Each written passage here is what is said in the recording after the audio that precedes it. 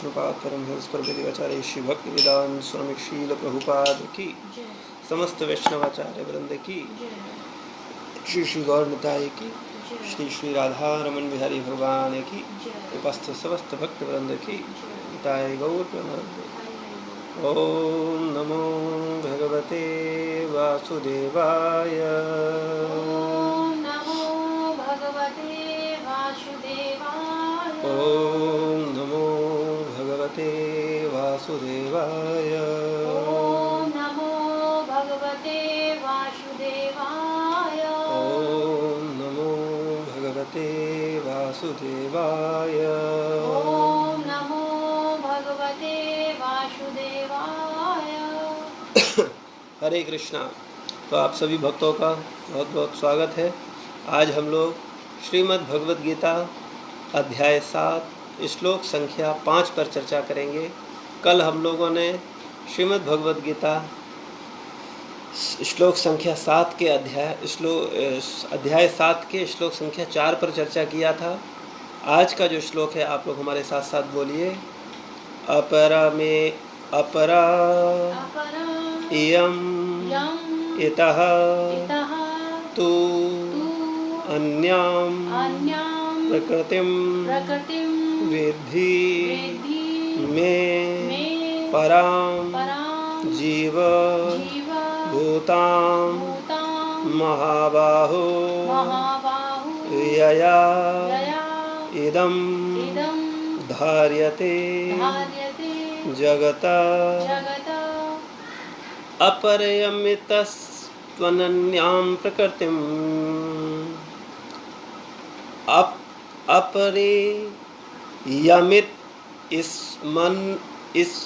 स्त्वन्यां प्रकृतिं विद्धि मे परां जीवभूतां महाबाहो ययेदं धार्यते जगत् अपरिमित स्वनन्यां प्रकृतिं विद्धि मे परां जीवभूतां महाबाहो ययेदं धार्यते जगत्। इस श्लोक का शब्दार्थ अपरा निकृष्ट जड़, इयम यह, इत इसके अतिरिक्त, तु लेकिन, अन्यम अन्य, प्रकृतिम प्रकृति को, विधि जानने का प्रयत्न करो, मैं मेरी, पराम उत्कृष्ट चेतना, जीवभूतां जीवों वाली, महाबाहो हे बलिष्ठ भुजाओं वाले, यया जिसके द्वारा, इदम यह, धारते प्रयुक्त किया जाता है,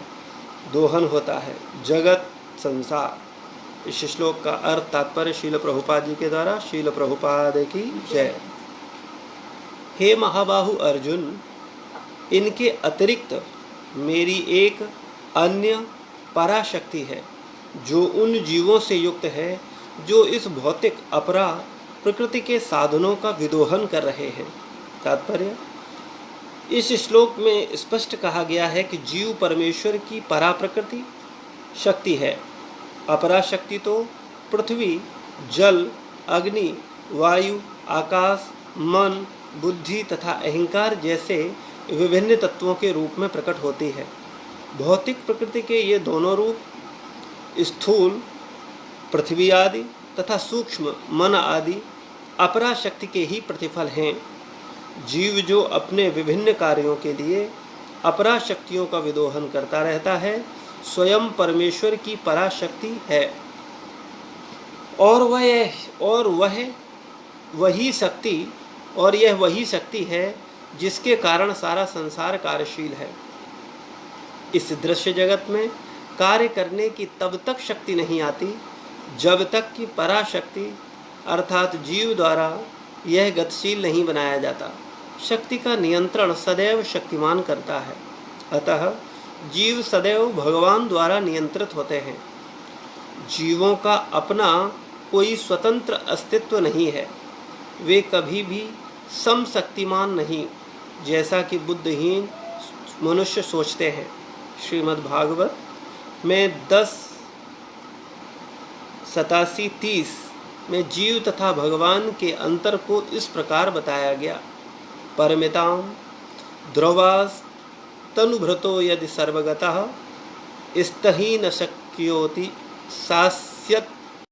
अतः अल्पज्ञ पुरुष जो अद्वैत के पक्षधर हैं और इस सिद्धांत का प्रचार करते हैं कि भगवान और जीव सभी प्रकार से एक दूसरे के समान हैं, वास्तव में वे प्रदूषित मत द्वारा निर्देशित होते हैं। परमेश्वर कृष्ण एकमात्र नियंता और सारे जीव उन्हीं के द्वारा नियंत्रित हैं। सारे जीव उनकी पराशक्ति हैं क्योंकि उनके गुण परमेश्वर के समान हैं, किंतु वे शक्ति की मात्रा के विषय में कभी भी समान नहीं। स्थूल तथा सूक्ष्म अपराशक्ति का उपभोग करते हुए पराशक्ति जीव को अपने वास्तविक मन तथा बुद्धि की विस्मृति हो जाती है। इस विस्मृति का कारण जीव पर जड़ प्रकृति का प्रभाव है, किंतु जब जीव माया के बंधन से मुक्त हो जाता है तो उसे मुक्ति पद प्राप्त होता है। माया के प्रभाव में आकर अहंकार सोचता है मैं ही पदार्थ हूँ और सारी भौतिक उपलब्धि मेरी है। जब वह सारे भौतिक विचारों से, जिनमें भगवान के साथ तादात्म्य भी सम्मिलित है, मुक्त हो जाता है तो उसे प्राप्त होती है। अतः यह निष्कर्ष निकाला जा सकता है कि गीता जीव को कृष्ण की अनेक शक्तियों में से एक मानती है, और जब यह शक्ति भौतिक कल्मश से मुक्त हो जाती है तो यह पूर्णतया कृष्ण भावना भावित या भव बंधन से मुक्त हो जाती है। ओम अज्ञानतिमिरान्धस्य ज्ञानाञ्जनशलाकया चक्षुरुन्मीलितं येन तस्मै श्रीगुरवे नमः। चैतन्यमनोभीष्टं स्थापितं येन भूतले स्वयं रूपा कदा मह्यं ददाति स्वपदान्तिकम्। वन्देऽहं श्रीगुरो श्रीयुतपदकमलं श्रीगुरुन् वैष्णवांश्च श्रीरूपं साग्रजातं सहगणरघुनाथामृतं तं सजीवं सावद्वैतं सावधूतं परिजनसहितं कृष्णचैतन्यदेवं श्रीराधाकृष्णपादान् सहगणललिता श्रीविशाखान्वितांश्च। हे कृष्ण करुणा सिंधु दीनबंधु जगत्पते गोपेश गोपिका कांत राधा कांत नमोस्तुते। तप्त कांचनी गौरांगी राधे वृंदावनेश्वरी वृषभानुसुते देवी प्रणमामि हरिप्रिये। वाञ्छाकल्पतरुभ्यश्च कृपा सिन्धुवैः पतितानां पावनेभ्यो वैष्णवेभ्यो नमो नमः। जय श्री कृष्ण चैतन्य प्रभु नित्यानंद श्री अद्वैत गदाधर श्रीवासादि गौर भक्तवृंद। हरे कृष्णा कृष्णा कृष्णा हरे हरे, हरे राम राम राम हरे हरे। नमो विष्णुपादाय कृष्णपृष्ठाय भूतले श्रीमते भक्तिवेदांत स्वामीति नामने। नामस्ते सारस्वतदेवे गौरवाणी प्रचारणे निर्विशेष शून्यवादी पाश्चात्य देशतारणे।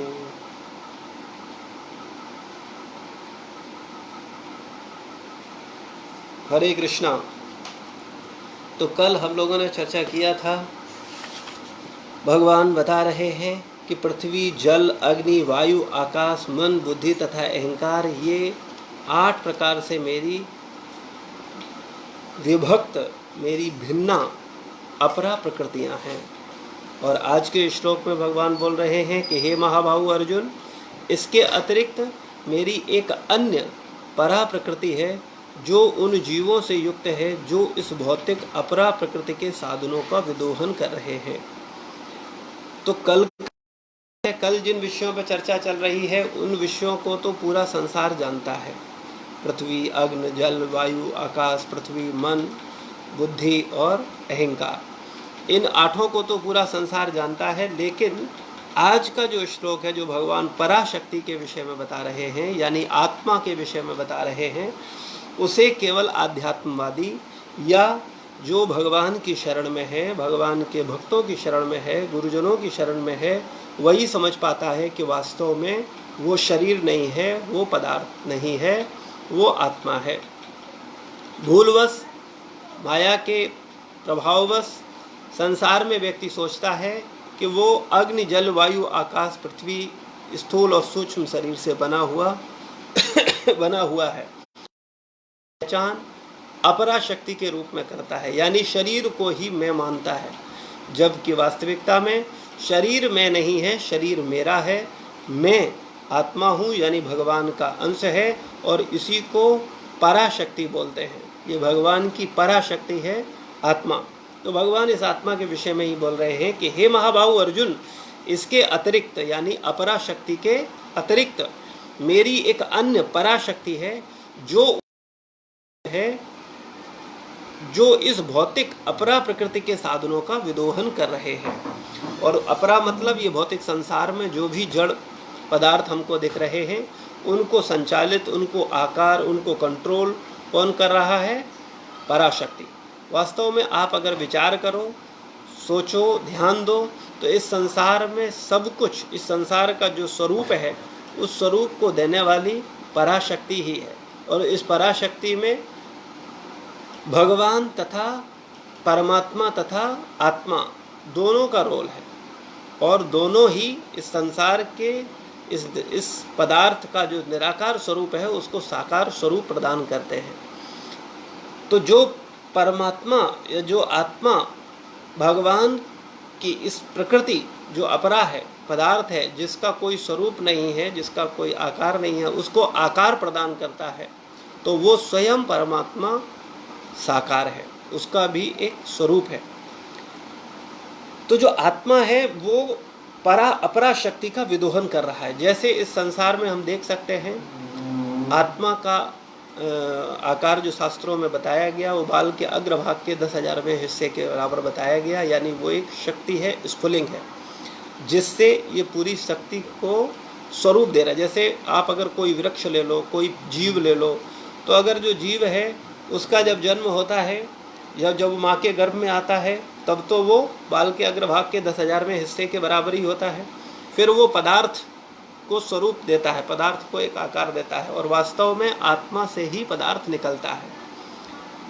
नीम का पेड़ ले लो, कोई वृक्ष ले लो, वो वृक्ष भी बाल के अग्रभाग के 10,000वें हिस्से के बराबर ही आत्मा है, और वो आत्मा से फिर वो स्वरूप लेता है, यानी अपरा अग्नि, जल, वायु, आकाश, पृथ्वी के रूप में, पदार्थ के रूप में विकराल रूप लेता है, एक स्वरूप लेता है।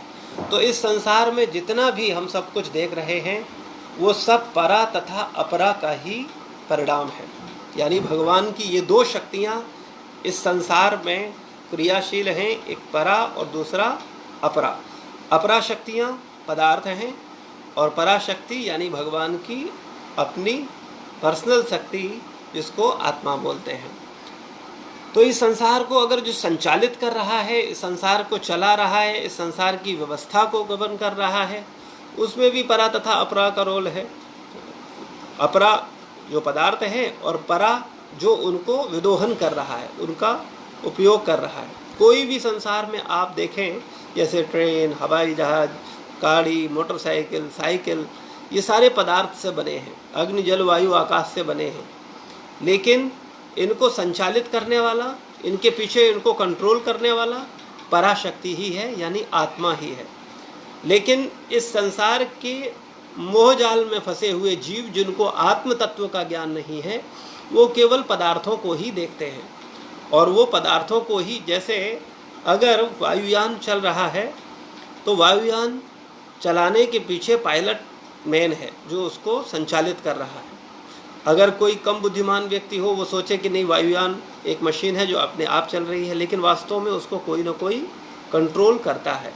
जैसे सैटेलाइट हैं, उपग्रह हैं, इनको भी कोई ना कोई कंट्रोल करता है।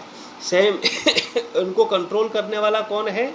परा, यानी ये पराशक्ति जो है भगवान की चेतन शक्ति जो है, आत्मा जो है, यही पूरे संसार को संचालित कर रही है। लेकिन जो बुद्धिमान नहीं है वो इस पराशक्ति को नहीं देखते, जबकि मेन रोल पराशक्ति का ही है, यानी आत्मा का ही है। लेकिन आज के आधुनिक वैज्ञानिक अपरा पर तो बड़ा अध्ययन करते हैं, अपरा पर तो उन्होंने बहुत सारे ग्रंथ लिख दिए हैं। बड़ी बड़ी जितनी सारी शिक्षाएं कॉलेज यूनिवर्सिटी विद्यालय में विद्यमान हैं, वो सारी की सारी शिक्षाएं अपरा शक्ति से ही संबंधित हैं। ये संसार में लोग जितनी भी शिक्षा ले रहे हैं वो अपरा शक्ति से ही संबंधित है। जितने लोग पीएचडी कर रहे हैं, जो भौतिक शिक्षा ले रहे हैं, वो सारी सारी शिक्षा का केंद्र बिंदु क्या है? अपरा शक्ति। जबकि इस पूरी अपरा शक्ति का विदोहन कौन कर रहा है? पराशक्ति। तो उस पराशक्ति पर चर्चा नहीं, पराशक्ति पर ज्ञान नहीं है। और उस पराशक्ति का ज्ञान ही वास्तव में आध्यात्मिक ज्ञान है, जो कि हमें वेदों से मिलता है, पुराणों में मिलता है, उपनिषद में मिलता है। तो इसलिए हम सब लोगों को वास्तव में पराशक्ति यानी परा शिक्षा को लेना चाहिए। इस संसार का कोई विद्वान से विद्वान व्यक्ति भी अपरा शक्ति की शिक्षा से ही शिक्षित है, उसे पराशक्ति का ज्ञान नहीं है। और पराशक्ति का अगर थोड़ा बहुत ज्ञान है भी, तो पराशक्ति में अगर उसने अपने जीवन का कुछ % दिया है, तो अपराशक्ति में अपने जीवन का एक बहुत बड़ा हिस्सा दे रखा है। इसलिए उसकी चेतना पर पूर्ण रूप से अपराशक्ति का ही प्रभाव होता है। पराशक्ति के विषय में उसका अधिक चिंतन न होने का मूल कारण यह है कि वो पराशक्ति को अपने मूल अध्ययन में, मूल चिंतन में नहीं लाता। पराशक्ति को जब वो अपने मूल चिंतन में लाएगा, यानी आत्मा को चिंतन में लाएगा, आत्म तत्व तरफ विचार करेगा, तब वो वास्तविकता से देख पाएगा कि वास्तव में इस संसार की क्या संरचना है, ये संसार कैसे कार्य कर रहा है। और फिर उसकी दृष्टि संकुचित न होकर के बहुत बृहद हो जाती है और वो सब कुछ समझ जाता है, जान जाता है कि वास्तव में जीवन का लक्ष्य क्या है, वो कौन है, कहाँ से आया है, कहाँ जाएगा, उसके जीवन का मूल उद्देश्य क्या है। तो ये पराशक्ति जो है, यही वास्तव में हम लोग हैं, यानी आत्मा है। तो हमको अपनी पहचान अपराशक्ति से न करके पराशक्ति से करनी चाहिए। और भगवान के अंश के रूप में अंशी का सेवा करने का मूल उत्तरदायित्व जिसको हम भूले हुए हैं, उसको अपने जीवन में गंभीरता पूर्वक अपनाना चाहिए। तो श्रील प्रभुपाद जी इसके तात्पर्य में बहुत सुंदर व्याख्या कर रहे हैं। प्रभुपाद जी की व्याख्या पर थोड़ा चर्चा करते हैं कि इस श्लोक में स्पष्ट कहा गया है कि जीव परमेश्वर की परा प्रकृति है। अपराशक्ति पृथ्वी जल अग्नि वायु आकाश मन बुद्धि अहंकार जैसे विभिन्न तत्वों के रूप में प्रकट होती है। भौतिक प्रकृति के ये दो रूप, स्थूल पृथ्वी आदि और सूक्ष्म मन आदि, अपराशक्ति के ही प्रतिफल हैं। तो अपराशक्ति के दो भाग हुए, एक स्थूल और एक सूक्ष्म। स्थूल में पंच तत्व आएंगे और सूक्ष्म में 3, मन बुद्धि अहंकार। इस पर हम लोग कल भी चर्चा कर चुके हैं। जीव जो अपने विभिन्न कार्यों के लिए अपराशक्तियों का विदोहन करता है, जीवात्मा अपने विभिन्न कार्यों के लिए अपराशक्तियों का विदोहन करता है। स्वयं परमेश्वर की पराशक्ति है ये अपराशक्ति। सुबह से लेकर शाम तक अगर आप देखो तो परा अपरा का ही इस्तेमाल करता है। और यह वही शक्ति है जिसके कारण सारा संसार कार्यशील है।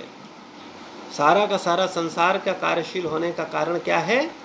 भगवान की मूल पराशक्ति। इस दृश्य जगत में कार्य करने की तब तक शक्ति नहीं आती जब तक कि पराशक्ति अर्थात जीव द्वारा यह गतिशील नहीं बनाया जा सकता। तो इस दृश्य जगत में ये चूंकि पदार्थ है, इसमें शक्ति तब तक नहीं आती जब तक कि पराशक्ति अर्थात जीव द्वारा यह गतिशील नहीं बनाया जाता। तो भगवान जब इस संसार की ब्रह्मांडों की रचना करते हैं तो सबसे पहले भगवान का अपरा प्रकृति आती है और अपरा प्रकृति का विस्तार होता है। और फिर भगवान इसमें क्या करते हैं? जीवों को गर्भस्थ करते हैं अपना दृष्टिपात करके। और फिर इस प्रकृति जो है, ये संसार जो है, ये ब्रह्मांड जो है चलायमान हो जाते हैं पूर्ण रूप से क्रियाशील हो जाते हैं। आज हम देख रहे हैं सारे के सारे शहर जो वर्तमान परिस्थिति में शांत पड़े हुए हैं, ये बहुत क्रियाशील नहीं हैं। उसका कारण यह है कि सारी की सारी पराशक्तियों को घर में कैद कर दिया गया है। सारी की सारी पराशक्तियाँ जो हैं यानी आत्माएं जो हैं वो अपने अपने घरों में कैद हैं। तो उनका परिणाम स्वरूप पूरे शहर वीरान से लग रहे हैं। और अगर ये पराशक्ति यानी आत्मा अगर बाहर होती तो क्या कुछ न कुछ कोई बाजार कर रहा होता, कोई घूम रहा होता, कोई ऑफिस जा रहा होता, कोई कुछ न कुछ। तो कहने का तात्पर्य ये है, ये पराशक्ति की वजह से ही ये सारा संसार चलायमान है, गतिशील होता है, ये गतिशील बनाया जाता है। शक्ति का नियंत्रण सदैव शक्तिमान करता है, अतः जीव सदैव भगवान द्वारा नियंत्रित होते हैं और शक्ति का नियंत्रण हमेशा भगवान करता है। तो भगवान की दो शक्तियां हैं, एक परा और एक अपरा, यानी आत्मा भी भगवान की शक्ति है और पदार्थ भी भगवान की शक्ति है। तो ये दोनों की दोनों शक्तियां क्या हैं, भगवान के नियंत्रण में है। यानी शक्ति हमेशा शक्तिमान की होती है, शक्ति कभी स्वतंत्र नहीं है। आत्मा का स्वतंत्र अस्तित्व नहीं है और ना ही पदार्थ का कोई स्वतंत्र अस्तित्व है। ये दोनों की दोनों पूर्ण रूप से भगवान पर निर्भर है। शक्ति का नियंत्रण सदैव शक्तिमान करता है, अतः जीव सदैव भगवान द्वारा नियंत्रित होते हैं और जीव जो हैं वो हमेशा भगवान द्वारा नियंत्रित होते हैं। जीवों का अपना कोई स्वतंत्र अस्तित्व, वे कभी भी समशक्तिमान नहीं, जैसा कि बुद्धिहीन मनुष्य सोचते हैं। वो कभी भी भगवान के समान शक्तिमान नहीं हो सकता जीव। लेकिन कुछ बुद्धिहीन मनुष्य सोचते हैं कि आत्मा और परमात्मा समान है। श्रीमद् भागवत में 10, 87, 30 जीव तथा भगवान के अंतर को इस प्रकार बताया गया। हे परम शाश्वत, यदि सारे देहधारी जीव आप ही की तरह शाश्वत एवं सर्वव्यापी होते तो वे आपके नियंत्रण में न होते, किंतु यदि जीवों को आपकी सूक्ष्म शक्ति के रूप में मान लिया जाए तब तो वे सभी आपके परम नियंत्रण में आ जाते हैं। अतः वास्तविक मुक्ति तो आपकी शरण में जाना है, इस शरणागति से वे सुखी होंगे। तो ये मूल बात है कि वास्तव में मुक्ति का अर्थ क्या है। मुक्ति का अर्थ कई बार लोग सोचते हैं कि जब हमारा शरीर छूटेगा तब हम मुक्त होंगे, मोक्ष को प्राप्त करेंगे। लेकिन वास्तव में मोक्ष जीते जी प्राप्त किया जाता है, मृत्यु के बाद नहीं। हम लोग कई बार सत्संग में चर्चा करते हैं इस विषय पर कि जो लोग ऐसा सोचते हैं कि मरने के बाद मुक्त होंगे, वो वास्तव में मोक्ष को जानते ही नहीं। श्रील प्रभुपाद जी यहाँ स्पष्ट बोल रहे हैं कि मुक्ति का अर्थ क्या है। मुक्ति का अर्थ है भगवान की शरण में जाना, यानी भगवान के आदेशों के अनुरूप कार्य करना। तो अगर हम वास्तव में मुक्त होना चाहते हैं तो हमें भगवान की शरण ग्रहण करनी पड़ेगी, भगवान के आदेशों का पालन करना पड़ेगा, फिर निश्चित रूप से हम जीते जी मुक्त हो जाएंगे। लेकिन दुर्भाग्यवश हम सब अगर अपने मन पर ध्यान दें, बुद्धि पर ध्यान दें, अहंकार पर ध्यान दें, तो हमें पता चलता है कि हम वास्तव में भगवान के शरणागत नहीं हैं और शरणागत होने का बहुत गंभीरता पूर्वक प्रयास भी नहीं कर रहे हैं। वास्तव में भगवान के प्रति जब तक हम गंभीरता पूर्वक प्रयास नहीं करेंगे तब तक हम मुक्त नहीं हो सकते। यानी मुक्त होने का सरल साधन है भगवान की शरण ग्रहण करना। शरण का मतलब होता है भगवान के आदेशानुसार जीवन जीना, भगवान की इच्छा के अनुसार जीवन जीना, भगवान की प्रसन्नता में ही प्रसन्न होना समान है। वास्तव में वे प्रदूषित मत द्वारा निर्देशित होते हैं। तो यहाँ प्रभुपाद जी अद्वैत बात का खंडन कर रहे हैं। अद्वैत का मतलब होता है अ मीन्स नहीं, द्वैत मीन्स दो, यानी आत्मा और परमात्मा अलग नहीं है, एक ही है। जबकि वास्तव में आत्मा और परमात्मा दो अलग अलग है ना, द्वैत है, अद्वैत नहीं है। और दोनों में परमात्मा श्रेष्ठ है और आत्मा परमात्मा के अधीन है। तो इस सिद्धांत का प्रचार करते हैं वे जीव सभी प्रकार से एक दूसरे के समान है। वास्तव में वे प्रदूषित मत द्वारा निर्देशित हैं। कभी भी जीव परमात्मा के समान नहीं हो सकता। परमेश्वर कृष्ण ही एकमात्र नियंत्रा हैं और सारे जीव उन्हीं के द्वारा नियंत्रित होते हैं। सारे जीव उनकी पराशक्ति है, क्योंकि उनके गुण परमेश्वर के समान हैं। किंतु वे शक्ति की मात्रा के विषय में कभी भी समान नहीं है। तो यहाँ स्पष्ट वर्णन दिया जा रहा है कि आत्मा और परमात्मा को समझाने के लिए कि दोनों में गुण तो समान है लेकिन मात्रा में बहुत अंतर है।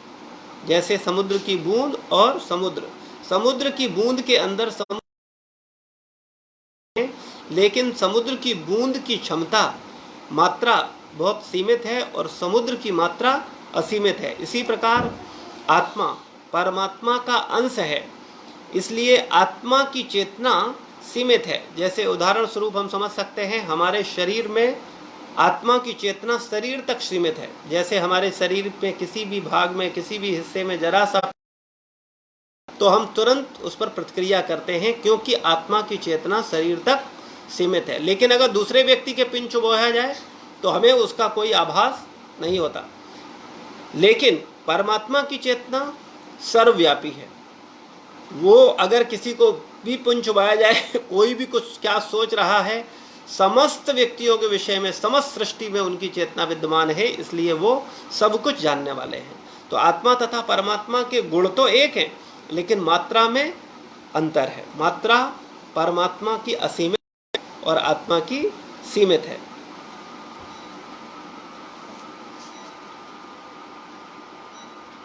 कभी भी समान नहीं हो सकते। स्थूल तथा सूक्ष्म अपराशक्ति का उपयोग करते हुए पराशक्ति जीव को अपने वास्तविक मन तथा बुद्धि की विस्मृति हो जाती है।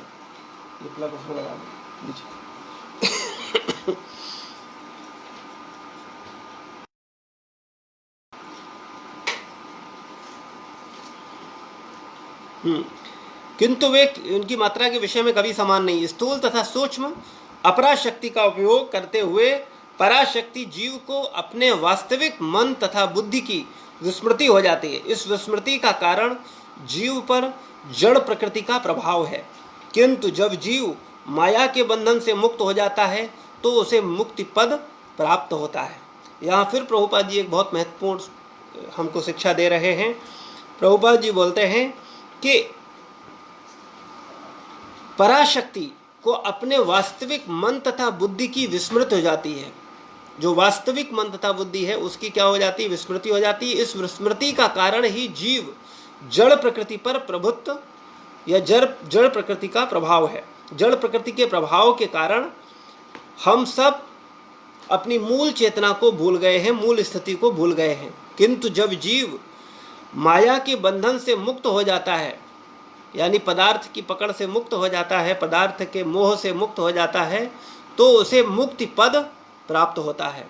माया के प्रभाव में आकर अहंकार में सोचता है मैं ही पदार्थ हूँ, और ये माया का प्रभाव है कि हम हैं तो आत्मा, हम हैं तो परा, लेकिन हम मानते हैं अपने आप को पदार्थ यानी अपरा।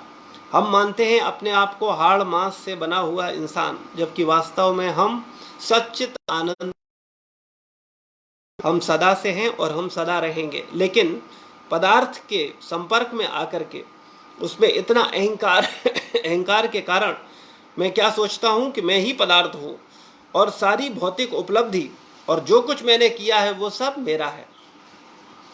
तो मैं ही पदार्थ हूँ और सारी भौतिक उपलब्धि मेरी है। जब वह सारे भौतिक विचारों से, जिनमें भगवान के साथ तादात्म्य भी सम्मिलित है, मुक्त हो जाता है तो उसे वास्तविक स्थिति प्राप्त होती है। अतः यह निष्कर्ष निकाला जा सकता है कि गीता जीव को कृष्ण की अनेक शक्तियों में से एक मानती है। यानी गीता के अनुसार जीवात्मा परमात्मा की एक शक्ति है, और जब यह शक्ति भौतिक कल्मश से मुक्त हो जाती है तो यह पूर्णतया कृष्ण भावना भावित या भव बंधन से मुक्त हो जाती है। तो हम लोगों को मूल कार्य करना है, इस भौतिक कल्मश से मुक्त होना है, और भौतिक कल्मश से मुक्त होने का मूल साधन ये है कि हम भगवान के प्रति अपनी प्रीति को बढ़ाएं, आत्मा तथा परमात्मा के ज्ञान को समझें, गंभीरता पूर्वक इस पर मनन करें और वास्तविक आसक्ति आत्म तत्व में रखें, ना कि पदार्थ में। हम सब लोग अगर बहुत मनोयोग से, बहुत ध्यान पूर्वक चिंतन करें तो हम अपने आप को शरीर ही मानते हैं, और पदार्थ के रूप में पदार्थों की ही चाह रखते हैं। वास्तव में जैसे इस शरीर को हम पदार्थ मानते हैं तो सांसारिक पदार्थों की बड़ी आवश्यकता महसूस होती है, और हमें बहुत सारे पदार्थ कितने भी मिल जाएं फिर भी संतोष नहीं होता। हमको लगता है और पदार्थ और पदार्थ और धन और वैभव और संसार, और कितना ही संसार क्यों ना मिलता जाए फिर भी और संसार की चाहत बढ़ती ही जाती है। इसी प्रकार से जब हम अपनी मूल चेतना में पहुंचेंगे और हम जानेंगे कि हम वास्तव में आत्मा हैं, जैसे अभी हम सोच रहे हैं कि हम शरीर हैं, हम पदार्थ हैं, तो हम जब तक अपने आप को पदार्थ मान रहे हैं तब तक हम बहुत सारे पदार्थों का संचय करते रहेंगे। और जिस दिन हमको वास्तव में आत्म साक्षात्कार होगा, गुरुजनों की कृपा से, वैष्णवों की कृपा से, भगवान की अहेतुकी कृपा से, जिस दिन वास्तव में एहसास होगा कि हम शरीर नहीं आत्मा हैं, उस दिन हम पदार्थ के मोह से छूट जाएंगे और फिर हम परमात्म तत्व को चाहेंगे, परमात्मा को चाहेंगे। और हर समय कितना भी परमात्मा का चिंतन हो जाए, भजन हो जाए, उनका स्मरण हो जाए, कितना भी परमात्मा मिल जाए, फिर भी हमें उसका कमी महसूस होगा। और भजन और चिंतन और प्रेम और भाव हमारे अंदर स्फुरित होंगे। तो इसलिए ये तभी संभव है जब हम वास्तव में अपनी मूल चेतना में पहुँचें और इस बात का एहसास करें कि वास्तव में हम शरीर नहीं आत्मा हैं और हमारा भगवान से बहुत गहरा, बहुत क्लोज संबंध है। तो यहाँ पर आज इस विषय को विराम देते हैं। श्रील प्रभुपाद की जय। एक प्रश्न किया था प्रभु जी ने, जिन्होंने प्रश्न पूछा है श्रीमद् भागवत गीता के 5वें अध्याय के 15वां श्लोक से कि भगवान जीव को शुभ कर्मों में इसलिए प्रबल करते हैं जिससे वह ऊपर उठ सके, और भगवान उसे अशुभ कर्मों में इसलिए प्रवृत्त करते हैं जिससे वह नरक जाए। तो इससे, जबकि भगवान तो तटस्थ हैं, भगवान न किसी का बुरा करते हैं न किसी का भला करते हैं, है ना। ऐसा भाव रखने का मतलब भगवान न किसी के साथ गलत करते हैं न सही करते हैं, वो निष्पक्ष हैं। तो कैसे समझा जाए इस बात को? वास्तव में ये शास्त्र का वचन है। शास्त्र में जो बातें बताई गई हैं कई बार हमको एक दूसरे की विरोधी सी प्रतीत होती हैं, जबकि वास्तव में विरोधी होती नहीं है। वो विरोधी हमें इसलिए प्रतीत होती हैं कि हमारी चेतना का विकास उस स्तर तक नहीं हुआ होता। जैसे छोटे से बच्चे को जब बोला जाता है कि 2 और 2 4 होते हैं, तो वो बोलता है हाँ 2 और 2 4 होते हैं। लेकिन उसको अगर बोला जाए कि 3 और 1 भी 4 होते हैं, तो अगर उसको सीखा होगा उसने जोड़ को सही तरीके से, तब तो वो समझ पाएगा। अदरवाइज उसको लगेगा कि नहीं नहीं 2 और 2 4 होते हैं, 3 और 1 4 नहीं होते। तो सेम इसी प्रकार से आध्यात्मिक जीवन में हम लोगों का प्रवेश हुआ है, हम आध्यात्मिक विषयों पर चिंतन कर रहे हैं। खुशी इस बात की है कि कम से कम पदार्थ के मोह में फंसा हुआ जीव, निरंतर भौतिक पदार्थों का चिंतन करने वाला, कम से कम परमात्मा के आदेशों पर चिंतन तो कर रहा है, हमारा उस पर विचार तो हो रहा है। तो ये बहुत अच्छा प्रयास है आपका। लेकिन इसको समझ लें, वास्तविकता में सब कुछ ईश्वर पर निर्भर है, लेकिन उसमें कुछ स्वतंत्रता भी भगवान ने, फ्री विल भी हमको दिया हुआ है। तो इनको हमें बारीकी समझना होगा। कभी इस चैप्टर को जब पूरा ही लेंगे, या वो टॉपिक ही अपने आप में एक बहुत अलग है जिसको हम पूरा विस्तृत रूप से चर्चा करेंगे, तभी समझ में आएगा। संक्षेप में ऐसा समझ लें कि ये जो वेद वचन है ये बिल्कुल सही है। इसको ये भी सही है और वो भी सही है कि हाँ परमात्मा निष्पक्ष है। वास्तविकता में भगवान किसी के शुभ और अशुभ कर्मों को, देखो इसको ऐसे समझ सकते हैं, भगवान किसी को, जब कोई व्यक्ति गलत सोचता है, कोई गलत कार्य करने की उसके मन में इच्छा आती है, तो उसके हृदय में बैठा परमात्मा उसको बोलता है नहीं ऐसा मत करो। लेकिन फिर भी अगर वो बोलता है कि नहीं नहीं मुझे तो करना है, तो वास्तविकता में फिर भगवान उसको परमिशन देता है कि ठीक है तुम जैसा करोगे उसके परिणाम तुमको भुगतने पड़ेंगे। और जीव तैयार होता है कि हाँ जो होगा देखा जाएगा, मैं भुगत लूँगा, है ना। जैसे अगर किसी ने किसी का परिवार में मर्डर कर दिया किसी का, या किसी की मार पिटाई कर दी, तो अंदर से आ रहा है कि नहीं ठीक है उसने गुस्से में आके गलती की है, हम भी गलती ना करें। लेकिन फिर भी क्रोधवश व्यक्ति क्या सोचते, बोले जो होगा सो देखा जाएगा, उसने मारा है तो मैं भी उसे मारूंगा ही मारूंगा, उसने मर्डर किया है तो मैं भी मर्डर, भले ही मुझे जेल चला जाना पड़े, मुझे कितनी बड़ी सजा हो जाए मैं तैयार हूँ, लेकिन अभी मुझे उसको मारना है। तो ऐसा सोच करके वो कार्य करता है। तो जब वैसे तो हृदय में बैठा परमात्मा हमको बोलता है गलत कार्य करने को कि मत करो, लेकिन फिर भी जब हम बोलते हैं कि नहीं हमको करना है, तो भगवान कहते हैं ठीक है करो। और वास्तविकता में चूंकि समस्त सृष्टि उनकी ही है, परा तथा अपरा शक्तियां दोनों ही उनकी हैं, तो वास्तव में वो उसमें सहयोग करते हुए प्रतीत होते हैं। ऐसा लगता है कि जैसे वो उसको मर्डर कर रहा है तो उसको चाकू दे रहे हैं, रिवॉल्वर दे रहे हैं, उसके ऐसे लोगों से संपर्क करवा रहे हैं और वो अपने कार्य में सफल हो रहा है। तो लेकिन जो जैसा विचार करता है भगवान उसको उसी क्षेत्र में उसका सहायता करते हैं। तो ऐसा प्रतीत होता है कि भगवान जीव को शुभ कर्मों में इसलिए प्रवृत्त करते हैं जिससे वो ऊपर उठ सके, और अशुभ कर्मों में इसलिए प्रवृत्त करते हैं जिससे वो नरक जा सके। लेकिन शुभ कर्मों में किस व्यक्ति को प्रवृत्त करते हैं और अशुभ कर्मों में किसको प्रवृत्त करते हैं? उसको जिस व्यक्ति की जैसा चिंतन है, जिसका शुभ चिंतन है, जिसका शुभ संग है, जैसा चिंतन है, जैसा संग है, संग का बहुत प्रभाव पड़ता है। अगर हमारा संग अच्छा है तो हमारा चिंतन अच्छा होगा, और चिंतन अच्छा होगा तो भगवान हमको फिर ऊपर उठाने के लिए हमारी मदद करेंगे। और अगर मेरा संग खराब है और मेरा गलत चिंतन है तो निश्चित रूप से भगवान फिर हमें क्या सहायता करेंगे कि हम अशुभ कर्मों में प्रवृत्त होते चले जाएंगे। और ऐसा ढेरों उदाहरण है संसार में, बहुत सारे भक्तों का व्यक्तिगत उदाहरण है बहुत सारे भक्तों के जीवन में कि जब उनके विचार अच्छे थे, जब वो पूर्ण रूप से सेवा में संलग्न थे, सद्भावना में थे, तो उनको भगवान हर तरह से सहायता कर रहा था। उनके मन में भी अच्छे विचार आ रहे थे, उनको सारी सुविधा मिल रही थी और वो आध्यात्मिक जीवन में ऊपर उठने में प्रगति हो रही थी उनकी। और जैसे ही उनके अशुभ विचार हुए, अशुभ संग हुआ, गलत संग हुआ, गलत विचार हुए, तो फिर ईश्वर ही फिर उनको नरक जाने के लिए भी व्यवस्था करने लगा। ठीक है, तुम्हें अगर ऐसी भावना में रहना है तो वैसे ही संग मिल जाएगा, वैसे ही लोग मिल जाएंगे, वैसे ही लोगों से वैसी ही वार्ताएं शुरू हो जाएंगी।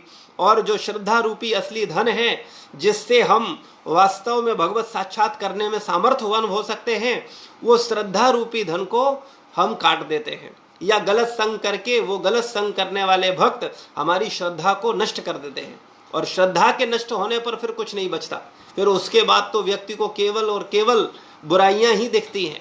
एक श्रद्धा ही तो है जो हमें भगवान के अर्चा विग्रह में भगवान का साक्षात्कार करवा देती है, पत्थर के भगवान में, लकड़ी के भगवान में वास्तविक भगवान का साक्षात करवा देती है। एक वृक्ष में तुलसी वृक्ष में वृंदा देवी का साक्षात्कार होता है, एक पशु में, गाय में 33 करोड़ देवी देवताओं का साक्षात्कार होता है, एक गुरु में, भक्तों में, संत महात्माओं में भगवत बुद्धि रखते हैं, भगवान जैसा भाव रखते हैं। तो इसका परिणाम केवल श्रद्धा ही है। इसलिए हम सब भक्तों को विशेष रूप से इस पर ध्यान देना चाहिए कि हम अगर किसी की श्रद्धा को बढ़ा नहीं सकते तो हमें किसी की श्रद्धा को काटने का अधिकार नहीं है।